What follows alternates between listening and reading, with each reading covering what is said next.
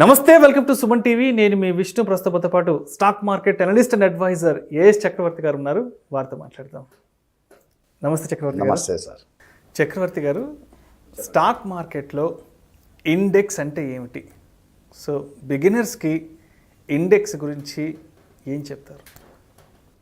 ఇక్కడ యాక్చువల్గా చాలామంది స్టాక్ మార్కెట్ సంబంధించింది నిఫ్టీ అంటే ఇండెక్స్ అనుకుంటుంటారు. అసలు ఇండెక్స్ అంటే ఏంటో ఒక ముక్కలో చెప్తా వినండి. Stock market representing the entire country economic conditions. Exactly sir. ఇప్పుడు స్టాక్ మార్కెట్లు పెరుగుతున్నాయి అంటే what is that? Entire economy it's represents. Economy up ట్రెండ్లో ఉందా డౌన్ ట్రెండ్లో అనేది స్టాక్ మార్కెట్ రిప్రజెంట్స్.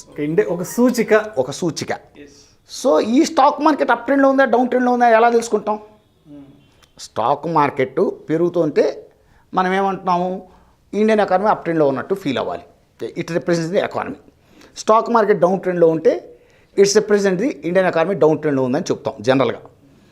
ఈ స్టాక్ మార్కెట్ అప్ ట్రెండ్లో ఉందా డౌన్ ట్రెండ్లో అంటే పెరుగుతుందా తగ్గుతుందా అనేది ఎలా చెప్తామంటే, యాక్చువల్గా నిఫ్టీలో 900 అండ్ స్టాక్స్ ఉన్నాయి. నిఫ్టీలో 1900 చిల్లర స్టాక్స్ ఉన్నాయి. 1900 1900 చిల్లర స్టాక్స్ ఉన్నాయి. 1900 స్టాక్స్ ఉన్నాయి. అదే బిఎస్సిలో వచ్చేసరికి మీకు 5000 చిల్లర కంపెనీలు ఉన్నాయి. మొత్తం కలిపితే Bombay stock exchange, national stock ఎక్స్చేంజ్లో కలిపితే 7000 చిల్లర కంపెనీలు ఉన్నాయి. అంటే లిస్టెడ్ కంపెనీస్. అంటే ట్రేడ్ అవటానికి లిస్టెడ్ కంపెనీస్ అంటే చాలామందికి తెలియదేమో, ఒక ముక్కలు చెప్తా. పబ్లిక్ లిమిటెడ్ కంపెనీ అనేటిది ట్రేడ్ అవటానికి నేషనల్ స్టాక్స్లో పర్మిటెడ్. అంటే నేషనల్ స్టాక్స్లో ఆ స్టాక్ ట్రేడ్ అవటానికి పర్మిషన్ తీసుకుంటా. అంటే వాళ్ళు కొంత లిస్టెడ్ ఛార్జెస్ కడతారు. అవి నేషనల్ స్టాక్స్లో లిస్ట్ అవుతాయి. అంటే national stock exchange, Bombay stock, these are trading platforms. అంతే, ప్లాట్ఫామ్స్, జస్ట్ ట్రేడింగ్ ప్లాట్ఫామ్. మనం ఎర్రగడ్డలో కూరగాయలు ఎట్ట కొనుక్కుంటాము, అది కూరగాయల మార్కెట్. ఇక్కడ స్టాక్స్ కొనుక్కుంటాం. ఇక్కడ it's a trading platform. Bombay stock exchange and national stock exchange trading platforms. అక్కడ ఈ స్టాక్స్ లిస్ట్ అవుతాయి. అంటే national stock exchange and Bombay stock exchange permitted to trade particular stocks though stock exchanges. అక్కడ అమ్మబడతాయి. కొనుక్కోవటానికి అమ్ముకోవటానికి పర్మిటెడ్. లేమన్ లాంగ్వేజ్ అమ్మబడతాయి permitted stocks. అలా 7000 ఆడ ఉన్నాయి. ఈ 7000 స్టాక్స్ పెరుగుతున్నాయా తగ్గుతున్నాయా డే టు పెర్ఫార్మెన్స్ అబ్జర్వ్ చేయలేంగా. 7000 స్టాక్స్ మొత్తం 2 స్టాక్ ఎక్స్చేంజ్ మీద కలిపి ఈ పెరుగుతుందా మొత్తం స్టాక్ ఎక్స్చేంజ్ మొత్తం స్టాక్ మార్కెట్ మొత్తం పైకి వెళ్తుందా కిందకి వెళ్తుందా గమనించడం చాలా కష్టం. Day to performance observing 7000 stocks it's not possible. అందువల్ల దే కన్స్ట్రక్టెడ్ ఇండెక్స్. ఇప్పుడు బాంబే స్టాక్ ఎక్స్చేంజ్ ఉంది. దే సెలెక్టెడ్ 30 స్టాక్స్ తీసుకొని these 30 stocks represent the entire stock market అనే ఫీలింగ్లో వాళ్ళు కన్స్ట్రక్ట్ చేశారు ఒక ఇండెక్స్ని. అంటే stock market represent the entire Indian economic conditions. అదే నేషనల్ స్టాక్స్లో 1900 అండ్ ఆడ ఉన్నాయిగా, 1900 చిల్లర కంపెనీలు ఉన్నాయిగా. ఈ 1900 చిల్లరలో నుంచి వాళ్ళు 13 సెక్టార్లో నుంచి అంటే 13 సెక్టార్స్లో నుంచి దే సెలెక్టెడ్ 50 స్టాక్స్. ఈ 50 స్టాక్స్ అనేటువంటివి పెరుగుతుంటే స్టాక్ మార్కెట్ అప్ ట్రెండ్లో ఉందంటాం, పడిపోతుంటే స్టాక్ మార్కెట్ డౌన్ ట్రెండ్లో ఉందంటాం. అంటే stock market up trend down trend మళ్ళీ కంట్రీ యొక్క is represent overall country economic condition. That's all. అంటే ఒక మాటలో చెప్పాలంటే these 50 stocks represent the stock market represent the country economic conditions. That's why they selected not from 1 or 2 sectors.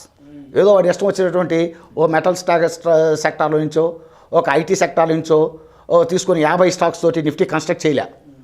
నిఫ్టీని construct చేసింది 1900 stocks they selected 50 stocks. These 50 stocks they selected from 13 sectors. అంటే first they selected sectors whose sectors are playing key role at present situation Indian economy. Whose sectors are strategical sectors in Indian economy. First they selected సెక్టార్స్ని select చేశారు. ముందు 13 సెక్టార్లు తీసుకున్నారు. These sectors are playing very key role at present conditions. ముందు they decide the sectors. 13 sectors select చేసి these sectors 50 stocks they selected. These 50 stocks represent the entire stock market. Stock market represents the entire Indian economy. అందుకని మీరు చూడండి, IT sector మామూలు విషయం. వాళ్ళ IT sector అంటే 14 లక్షల కోట్ల ఎక్స్పోర్ట్ ఓరియంటెడ్ సెక్టార్. 15 లక్షల కోట్ల ఎక్స్పోర్ట్ ఓరియంటెడ్ సెక్టార్. ఆ సెక్టార్ని రిప్రజెంట్ చేయడం కోసం అని ఏం చేశారు? ఒక ఇన్ఫోసిస్, ఒక టీసీఎస్, ఒక హెచ్సిఎల్ టెక్నాలజీస్, ఒక విప్రో. ఈ స్టాక్స్ అని ఏంటి? It's represent the IT sector. It's playing very key role at present situation Indian economy. మీకు 1 crore ఎంప్లాయ్మెంట్ క్రియేట్ చేసింది directly and indirectly particular sector. అందులో చాలా పెద్ద ఎకానమీ క్రియేట్ చేస్తుంది అది. అందులో the recognise the importance of sector. So అందులో IT సెక్టార్ని రిప్రజెంట్ చేస్తూ నాలుగు తీసుకున్నారు. ఇప్పుడు చెప్పినట్టు Infosys, TCS, SL technologies, Wipro, all the stocks they taken. So to represent properly IT sector. అదేవిధంగా ఇప్పుడు meta sector, it is also very crucial sector, no doubt, చాలా ఇంపార్టెంట్ సెక్టార్. అందుకే టు రిప్రజెంట్ ప్రాపర్లీ మెటల్స్ మీకు హిండాల్కో, టాటా స్టీల్ సెలెక్ట్ చేసుకోవడం జరిగింది. మీరు banking sector playing very key role. అంటే not only banking sector అంటే ఇక్కడ మళ్ళీ హౌసింగ్ ఉంటుంది, ఫైనాన్స్ ఉంటుంది, ఇటువంటి కలిపి అందుకని ఫైనాన్స్, నిఫ్టీ ఫైనాన్స్ దేని రోల్ దానికి ఉంటుంది. అందుకనే చూడండి, State Bank of India, ICICI bank, మీకు Axis bank, Indus bank, HDFC bank, HDFC corporation, ఇవన్నీ దేన్ని రిప్రజెంట్ చేస్తాయంటే banking and finance sector represent చేస్తుంటాయి. Bajaj finance, Bajaj Fin service, ఇవన్నీ కూడా ఎందుకు తీసుకున్నా అంటే it is also playing key role. Finance, banking and finance is very key role, playing very key role. అందువల్ల కొన్ని స్టాక్స్ తీసుకొని అంటే రిప్రజెంట్ చేయాలి ప్రాపర్గా. మీకు అదేవిధంగా power sector to generate power, NTPC, Power Grid. Power రంగంలో చాలామంది పవర్ జనరేషన్ ఉంటారు, పవర్ డిస్ట్రిబ్యూషన్, అందుకే పవర్ గ్రిడ్ ఎన్టీపీసీ రెండు తీసుకుంటే power generation and power distribution, these two sectors it's represent these two stocks. Like that మీకు ఏ సెక్టార్ అయినా, ఫార్మా, ఓ రెడ్డి, ఓ సిప్లా, ఓ సన్ ఫార్మా, ఇలాంటి స్టాక్స్. ఇట్లా అంటే నిఫ్టీ కన్స్ట్రక్ట్ చేసేటప్పుడు కూడా which sector playing key at present situation. Outdate sector they are not select, outdate sectors వదిలేస్తారు. Upcoming sectors they consider upcoming sectors only. అంటే మీకు చిన్న లాజిక్ చెప్తాయండి. డౌ అని ఇండెక్స్ ఒకటి ఉంది అమెరికాలో. ఆ డౌ జోన్స్ ఇండస్ట్రియల్ యావరేజ్ అంటారు, 30 స్టాక్స్ ఉంటాయి. ఆ డౌ కన్స్ట్రక్ట్ చేసింది 1898, అప్పుడు 30 స్టాక్స్తో కన్స్ట్రక్ట్ చేశారు. ఇవాళ డౌలో 30 లేవు. ఏమైనా చెబితే నవ్వుతారు, ఒక జీఈ కంపెనీ ఉంది, 30 లేవు. సెన్సెక్స్ ఎప్పుడు కన్స్ట్రక్ట్ చేశారు? 1978, 79లో కన్స్ట్రక్ట్ చేయడం జరిగింది విత్ 30 స్టాక్స్. దాంట్లో ఇప్పుడు ఉన్నాయి 9, 11, 19 మధ్య ఉన్నాయి. అంటే మిగతా అసలు ఎక్కడ ఉన్నాయి కూడా తెలియదు. అంటే outdated sector they are going to delete. Coming sectors add చేసుకుంటూ ఉంటాం. ఒకప్పుడు క్యాపిటల్ గూడ్స్ సెక్టార్ చాలా పెద్దది. అందులో ఒక ఎల్ఎన్టీ, ఒక బిహెచ్ఎల్, ఒక సీమెన్స్, ఒక ఏబీబీ ఇలాంటివన్నీ ఉన్నాయి. ఇప్పుడు అది అవుట్డేట్ సెక్టార్ కింద తీసేసుకున్నారు. ఏబీబీ లేచిపోయింది, ఇండెక్స్లో లేదు, నిఫ్టీలో లేదు కదా, మీకు సీమెన్స్ పోయిందిగా. అంటే ఇప్పుడు ఒక ఎల్ఎన్టీ ఉంది. అంటే సెక్టార్ ఏ సెక్టార్ కీ రోల్ ప్లే చేస్తుంది at present situation Indian economy. Which sector is outdate sector, అది గమనించుకొని దే కన్స్ట్రక్ట్ ది నిఫ్టీ. ఎప్పటికప్పుడు మార్పులు చేర్పులు చేసుకుంటారు. ఈ 50 స్టాండర్డ్గా ఉంటాయి అనుకోవద్దు. కొంతకాలం పోయేసరికి ఈ 50లో నుంచి కొన్ని లేచిపోతాయి, కొన్ని యాడ్ అవుతుంటాయి. కొన్ని సెక్టార్స్ కొత్త ఇప్పుడు ఒకప్పుడు సాఫ్ట్వేర్ సెక్టార్ ఉందా, ఒకప్పుడు టెక్స్టైల్ ఒక ఊపింది. అసలు టెక్స్టైల్ ఎక్కడ ఉంది? అదే చాలా చిన్న సెక్టార్. ఇప్పుడు రియల్ ఎస్టేట్ వచ్చింది, డిఎల్ఎఫ్ ఎందుకుంది? ఇలాంటి అంటే ఒక డిఎల్ఎఫ్ ఇలాంటివి ఎందుకు తీసుకొస్తున్నారంటే మీకు సెక్టార్ని బేస్ చేసుకొని, అంటే ఈ ఎకానమీని ఎప్పటికప్పుడు ఎకానమీలో చేంజెస్ వస్తుంటాయి. ఆ చేంజెస్ని ప్రాపర్ రిప్రజెంట్ చేస్తుండాలి నిఫ్టీ కానీ సెన్సెస్ కానీ.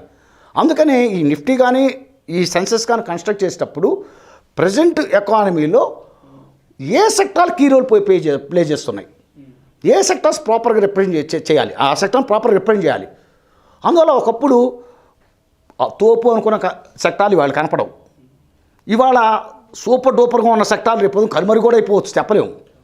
అది కనుమరు కూడా అయిపోవచ్చు. ఇవాళ మనం మాట్లాడేది ఏం లేదు. మీకు ఎఫ్ఎంసీజీ ఉంది, ఏదో చాలా మంచి సెక్టారు. అందుకని చూడండి, బ్రిటానియా, నెస్టిల్, మీకు ఎన్ని కంపెనీలు తీసుకొచ్చాడు, ఐటీసీ, మీకు ఏషియన్ పెయింట్స్, మళ్ళీ టాటా కన్జ్యూమర్స్ వచ్చేసరికి కన్జ్యూమర్ డ్యూరబుల్స్ కింద తీసుకున్నారు. అట్లా చాలా అంటే ఒక్కొక్క సెక్టార్ని చూసుకుంటూ ఏ సెక్టార్ కీ రోల్ ఉంది ఇప్పుడు అని చూసుకుంటూ అలా మొత్తం 13 సెక్టార్స్ నుంచి దే సెలెక్టెడ్ దీస్ 50 స్టాక్స్. ఒక సెక్టార్ ఆటోమొబైల్ ఉంది, మళ్ళీ ఆటోమొబైల్లో మళ్ళీ లైట్ హెవీ ఉంటాయి. ఆటోమొబైల్ రంగంలోనే మనం ఎంతసేపటికి మహేంద్ర, మారుతి సుజుకి, ఐషర్ మోటార్ అనకూడదు. మరి లైట్ వెహికల్స్ ఇస్తాంగా. మరి లైట్ వెహికల్ కూడా అంటే ఇప్పుడు బైకులు, స్కూటర్లు ఇవన్నీ ఉన్నాయిగా. Hero Honda, Bajaj. అందుకని బజాజు హీరో హోండాని తీసుకున్నాడు. It represent automobile light sector. అదేవిధంగా మీకు Eicher motor, Maruti Suzuki, Tata motor, these stocks represent the automobile heavy sector. ఇట్లా ప్రతి సెక్టార్లో కూడా మళ్ళా జాగ్రత్తగా చూసుకుంటూ ఇప్పుడు రిలయన్స్ ఉంది, it's represent oil sector. ONGC, Reliance and BPCL, IOC, all these stocks ఎందుకు తీసుకున్నాడు? Oil sector is a major sector. So to represent properly these stocks, 4 stocks, they include in this particular 50 stocks. So any final conclusion, what set. ఏం చెప్తున్నా అంటే నిఫ్టీ కానీ ఏదైనా నిఫ్టీ ఆ Sensex whatever it may be 50 స్టాక్స్లు నిఫ్టీలో ఉన్నాయి, 30 స్టాక్స్ సెన్సెక్స్లో ఉన్నాయి. బాంబే స్టాక్ ఇండెక్స్ సెన్సెక్స్ అంటారు, నేషనల్ స్టాక్ ఇండెక్స్ నిఫ్టీ అంటారు. నిఫ్టీ 13 సెక్టార్లు సెలెక్ట్ చేసుకొని దాంట్లో నుంచి 50 తీసుకున్నారు. సెన్సెక్స్ 30 స్టాక్స్ తోటే ఉంది. అది ఇప్పుడు 78, 79లో కన్స్ట్రక్షన్. అప్పుడు బేస్ పాయింట్స్ 100. అవును. నిఫ్టీ కన్స్ట్రక్ట్ చేసి November 1995. అప్పుడు బేస్ పాయింట్స్ 1000. అప్పుడు క్యాపిటేషన్ యువతను అవుతారు 2,06,000 crores. అది ఇవాళ 130 లక్షల కోట్ల క్యాపిటేషన్ నిఫ్టీ ఇవాళ. ఇంకా చెప్తేనే అవుతారు total capitation, total stock market capitation Nifty 50 stocks sharing 60% capitation. అందువల్ల నిఫ్టీ 50 స్టాక్స్ అనేవి total is represent entire economic conditions. అయితే ఫైనల్గా ఒక ముక్క మట్టు చెప్పదలుచుకున్నాను నిజాయితీగా, Nifty not represent proper economic conditions at present situations. ఇప్పుడున్న ఎకానమిక్ కండిషన్స్ని నిఫ్టీ అనేది నిజాయితీగా రిప్రజెంట్ చేయట్లేదు. నిఫ్టీ ఇప్పుడున్న ఎకానమిక్ కండిషన్స్ని not properly represented. That's my strong opinion. ఏదో కొన్ని స్టాక్స్ లాక్కొని వెళ్ళిపోయి నిఫ్టీలో, ఒక రిలయన్స్, ఒక ఇన్ఫోసిస్, ఒక టీసీఎస్, ఒక హెచ్డిఎఫ్సి బ్యాంకు, ఒక ఐసీసీ, కొన్ని మేజర్ స్టాక్స్ను ఒక 10 స్టాకులు 11 స్టాకులు పట్టుకొని పీక్కొని నిఫ్టీని వెళ్ళిపోతూ ఉన్నారు. అందువల్ల it's not represented properly Indian economic conditions Nifty. That's my strong opinion, my personal opinion. That's all. Thank you sir, thank you so much. Stock మార్కెట్లోకి వచ్చే బిగినర్స్కి అసలు ఇండెక్స్ అంటే ఏంటి, నిఫ్టీ అంటే ఏంటి, బ్యాంక్ నిఫ్టీ అంటే ఏంటి అనే కాన్సెప్ట్స్ గురించి చాలా డీటెయిల్గా తెలియజేశారు sir. Thank you so much. Bank Nifty అంటే జస్ట్ 1 minute క్లోజ్ చేస్తాను. బ్యాంకింగ్ సెక్టార్ అనేది మొత్తం అప్ ట్రెండ్లో ఉందా లేదా, అందుకని బ్యాంక్ స్టాక్స్ తీసుకొని ఒక ఇండెక్స్ కన్స్ట్రక్ట్ చేయటం. ఫార్మా సెక్టార్ అప్ ట్రెండ్లో ఉందా లేదా to decide pharma index develop చేయడం జరిగింది. మెటల్ సెక్టార్స్ మొత్తం మెటల్ కంపెనీలన్నీ అప్లో ఉన్నాయో డౌన్లో ఉన్నాయో తెలుసుకోసం మెటల్ ఇండెక్స్ డెవలప్ చేయడం జరిగింది. ఇట్లా డిఫరెంట్ అంటే సెక్టార్ వైజ్ ఇండిసెస్ ఉన్నాయి. ఓవరాల్ ఎకానమీని రిప్రజెంట్ చేస్తూ నిఫ్టీ, ఓవరాల్ ఎకానమీని రిప్రజెంట్ చేస్తూ సెన్సెక్స్. That's all. మళ్ళీ సెక్టార్ వైజ్ ఇండెక్స్లో ఉన్నాయి. ఆ సెక్టార్ గ్రోత్ ఎలా ఉందని ఐడెంటిఫై చేయడం కోసం. దట్స్ ఆల్. ఇప్పుడు మీకు క్లియర్ కట్ ఐడియా క్రియేట్ అవ్వాలి. Thank you so much Chakravarthy garu. Thank you sir.